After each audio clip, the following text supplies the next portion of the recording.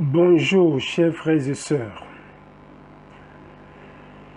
et soyez les bienvenus à l'écoute de la parole du Seigneur.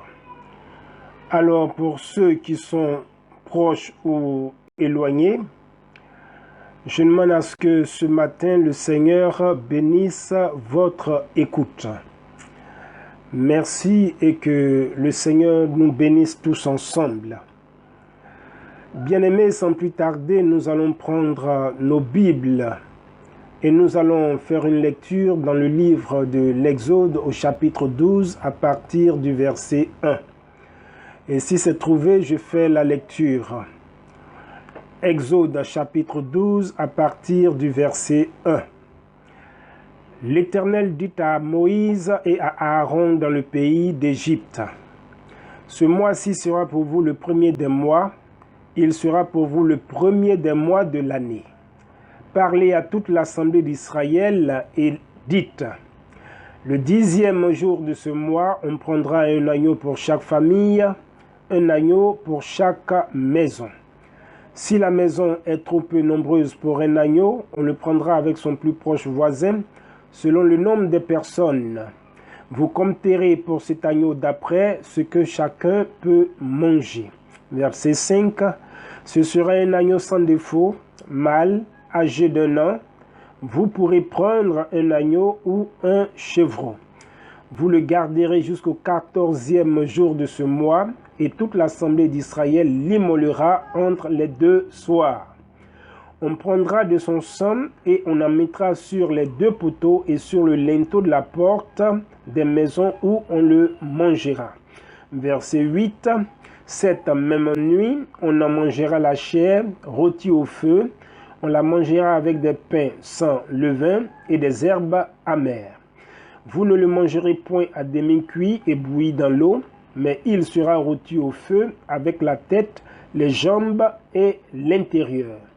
Vous n'en laisserez rien jusqu'au matin, et s'il en reste quelque chose le matin, vous le brûlerez au feu. Quand vous le mangerez, vous aurez vos rincins, vos souliers aux pieds et votre bâton à la main, et vous le mangerez à la hâte. C'est la Pâque de l'Éternel. Que le Seigneur bénisse sa parole dans nos cœurs. Cette nuit-là, je passerai dans le pays d'Égypte, et je frapperai tous les premiers-nés du pays, depuis les hommes jusqu'aux animaux, et j'exercerai des jugements contre tous les dieux de l'Égypte. Amen. Amen.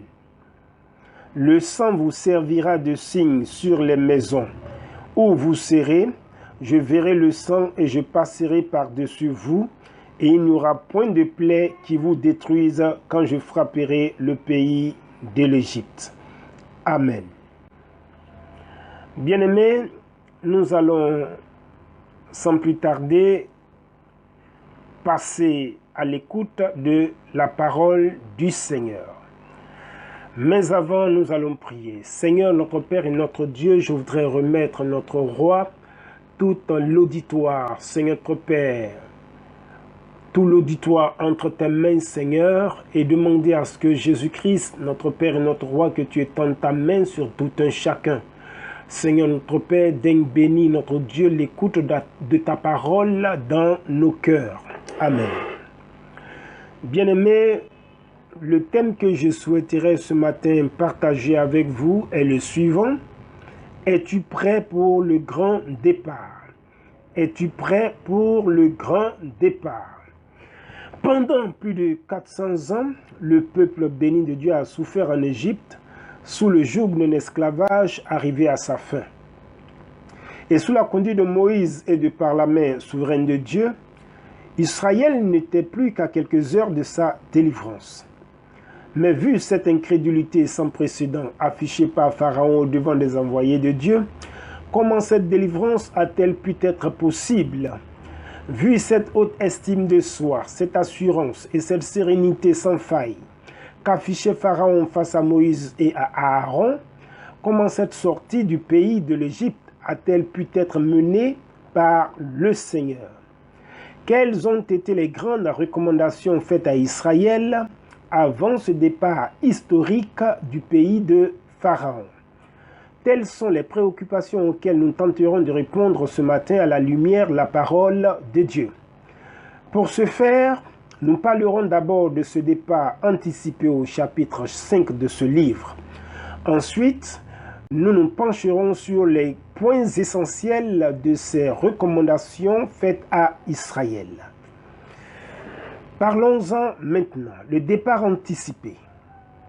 Dès le chapitre 5, déjà le Seigneur annonce les couleurs de l'imminente libération de son peuple.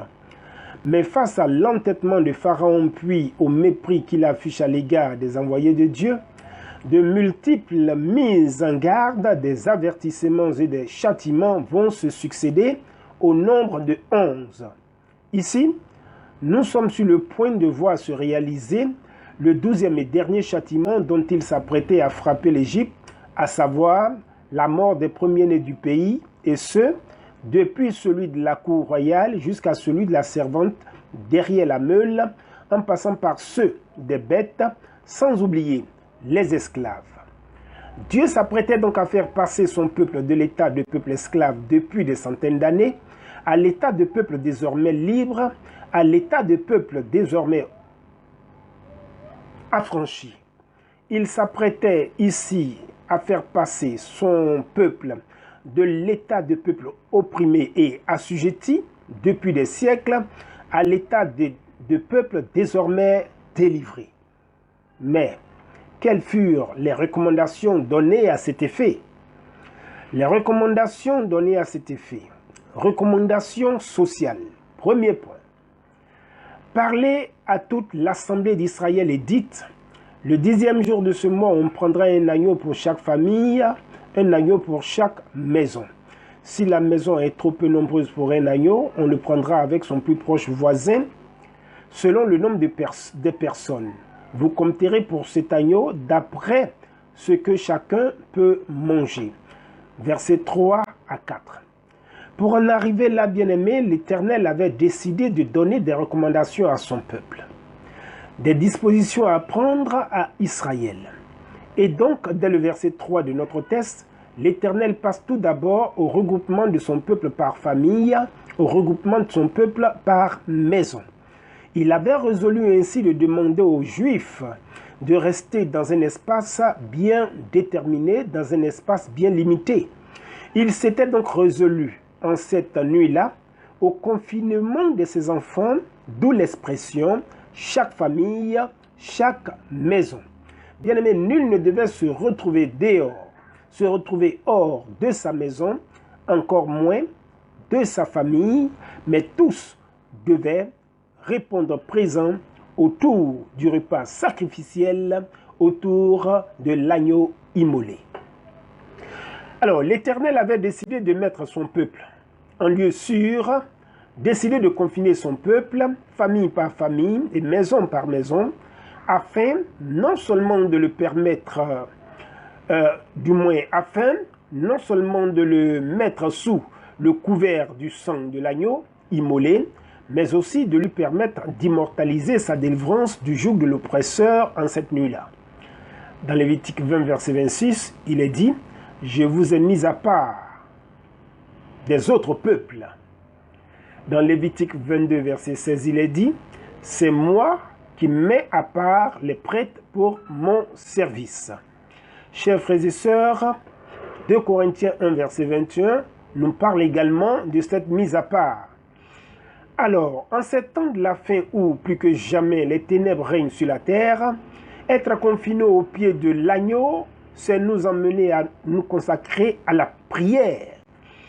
En ces temps de la fin où l'homme est de plus en plus absorbé par le travail, le confinement doit nous amener à davantage nous adonner à la méditation, de laquelle nous nous sommes d'ailleurs éloignés depuis belle lurette.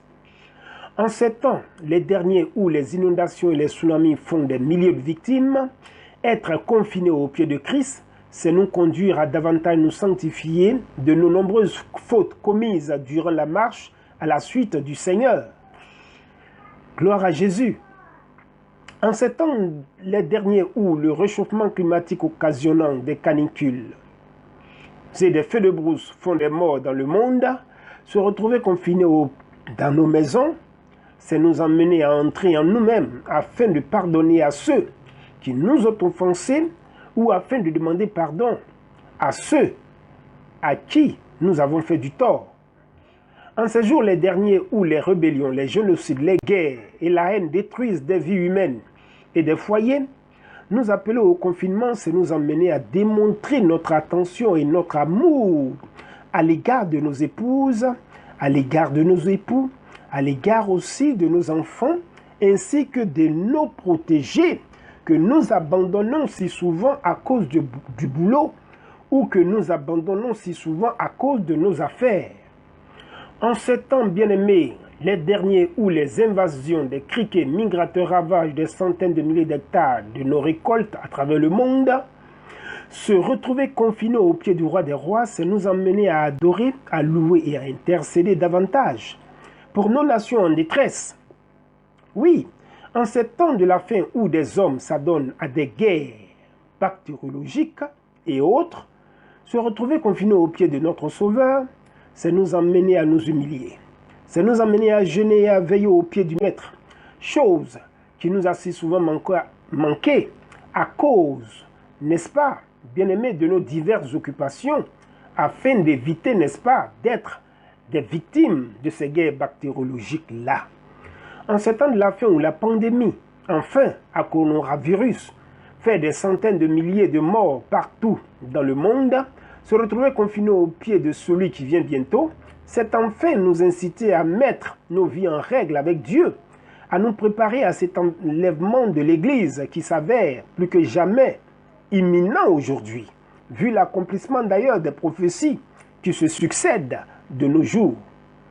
Et c'est à juste titre que le Seigneur dit ceci: quand ces choses commenceront à arriver, redressez-vous et levez vos têtes, parce que votre délivrance approche. Luc 21, verset 28. Notre second point, les recommandations concernant le sacrifice ou encore les recommandations sacrificielles. Ce sera un agneau sans défaut, mâle âgé d'1 an. Vous pourrez prendre un agneau ou un chevreau. Vous le garderez jusqu'au soir, du moins jusqu'au 14e jour de ce mois. Et toute l'assemblée l'immolera entre les deux soirs. Du verset 5 au verset 7 donc. L'immolation de cet agneau sans tache et sans défaut est le sacrifice consenti pour l'affranchissement, la délivrance et la liberté, puis le départ d'Israël pour un pays où coule le lait et le miel. Alors, chers frères et sœurs, de par la mort de Jésus-Christ à la croix, nous avons comme Israël été affranchis de l'asservissement de ce monde. De par son sacrifice à Golgotha, Christ nous a accordé la délivrance du joug du péché. De la profondeur des ténèbres, il nous a libérés afin de vivre pleinement en lui une vie de sommet, une vie de pointe et une vie de plénitude spirituelle dans ce bas monde. Vivons donc cette vie comme des enfants de lumière en attendant sa prochaine venue. Vivons donc cette vie comme des hommes et des femmes confinés pour Dieu, attendant ce glorieux événement qu'est l'avènement. C'est donc aussi à juste titre, bien-aimé, que l'apôtre Pierre déclare ceci: chers frères, en attendant ce jour, faites des efforts pour être sans défaut et sans tache, en paix avec Dieu. 2 Pierre 3, verset 14. 2 Pierre 3, verset 14. C'est pourquoi, chers frères, chers amis, en attendant ce jour, faites des efforts pour être sans défaut et sans tache, en paix avec Dieu. En paix avec Dieu. 2 Pierre 3, 14. Du verset 5 au verset 7b, il est dit: on prendra de son sang et on en mettra sur les deux poteaux et sur le linteau de la porte des maisons où on le mangera. Le sang de l'agneau devait être aspergé sur le linteau et sur les poteaux de la porte. Nous pouvons comparer cela à l'entrée que nous avons dans le chemin de la foi par notre Sauveur. Non, Le sang de l'agneau ne devait pas être versé sur le seuil de la porte, en aucun cas, afin de ne pas être foulé aux pieds. Soyons donc vigilants de ne pas piétiner par notre péché le sang de l'alliance si nous désirons faire partie de ce grand départ. Oui, soyons vigilants de ne pas piétiner par nos iniquités le sang de la réconciliation versé à la croix pour nous, si nous voulons être de cet enlèvement de l'Église. Soyons enfin vigilants de ne pas fouler aux pieds, de par notre vaine manière de vivre, ce sang salvateur, si nous souhaitons vivre cet événement glorieux. Bien-aimés, ce sang précieux, aspergé sur le linteau de porte, était à la fois pour les Israélites un moyen divin de préservation de la main de l'ange exterminateur, un moyen de finalisation de leur esclavage dans le pays de l'Égypte. Et de par ce moyen, Dieu signait ainsi le décret de leur départ pour une patrie nouvelle. Le sang de Christ dans cette même veine devient pour nous le puissant moyen de notre protection contre tout exterminateur, aussi bien spirituel que physique. Romains 8, verset 1. Ce moyen divin qui a aussi mis fin à notre esclavage d'entre les mains de Satan et de ses démons, puis qui a signé le décret de notre départ très imminent pour la nouvelle Jérusalem. Que le Seigneur nous bénisse. Amen. Oui, la nouvelle Jérusalem, nous sommes tenus d'y aller. Le Seigneur a payé le prix afin que tous nous y soyons. À partir du verset 8, il est dit que ce repas sera pris avec des pains sans levain. Je fais donc la lecture du verset 8.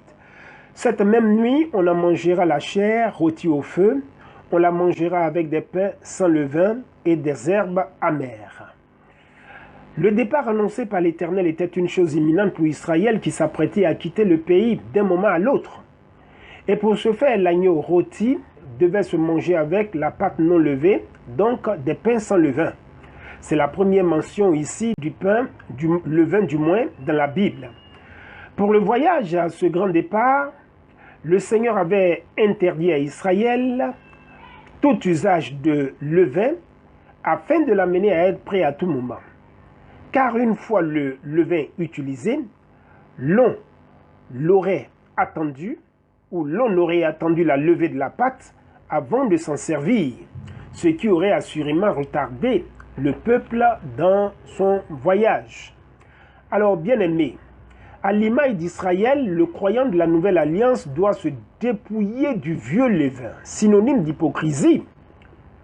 Selon Luc 12, verset 1, doit se dépouiller du rationalisme.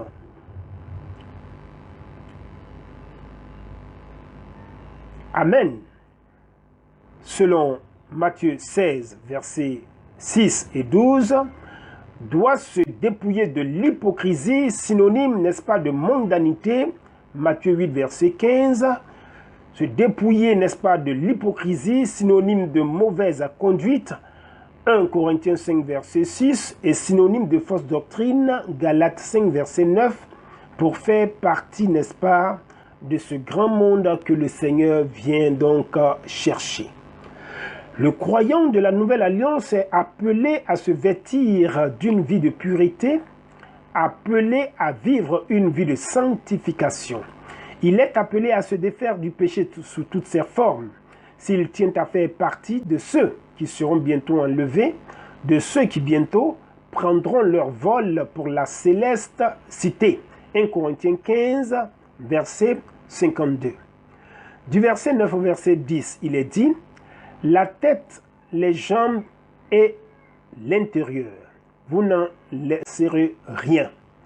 Vous ne le mangerez point à demi-cuit et bouilli au feu, mais il sera rôti au feu avec la tête, les jambes et l'intérieur. Vous n'en laisserez rien jusqu'au matin. Et s'il en reste quelque chose le matin, vous le brûlerez au feu. L'agneau immolé se devait d'être entièrement consommé par la famille. Et s'il en restait quelques morceaux, cela devait être brûlé au feu le lendemain. Manger entièrement l'animal immolé ici par Israël équivaut pour le croyant de la Nouvelle Alliance à accepter entièrement Christ dans sa vie, de sorte à se fondre dans le même moule que lui. Galates 2, verset 20. Cela équivaut à tout prendre de lui, à tout copier de lui, être son imitateur aussi bien en parole, en conduite, en pensée qu'en acte. Les recommandations concernant le départ. Quand vous mangerez, vous aurez vos reins sains. Verset 11. Les Hébreux et d'autres peuples de l'Antiquité parlaient des reins sains comme étant le siège du désir. Psaume 7, verset 10, 26, verset 2, 73, verset 21. Excusez-moi. Israël était fatigué de cette vie en Égypte et l'heure du départ allait sonner d'un moment à l'autre. Il fallait donc être en costume de voyage.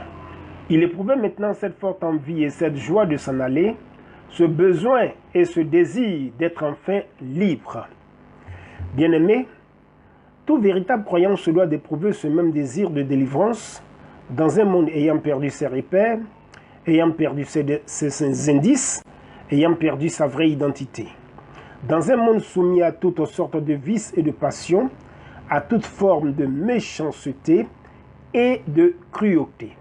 Le véritable croyant doit s'attendre à sa délivrance d'un tel monde. Romains 8, verset 19. Au verset 11, il est dit, « Souliers aux pieds, bâton à la main, et vous le mangerez à la hâte, c'est la Pâque de l'Éternel. » Enlever ses chaussures ou marcher nu-pieds symbolisait la misère et la captivité. Ésaïe 20, versets 2 à 4. Mais les porter dénonçaient ici une manifestation de foi dans sa sortie officielle de cette vie de misère et sa délivrance publique de cette captivité par Israël. Le départ de l'Égypte n'était pas une surprise pour ce peuple. Il croyait par la foi à la promesse divine que le signal pouvait retentir d'un moment à l'autre. Il devait par conséquent se tenir prêt à marcher. D'où l'expression le bâton à la main.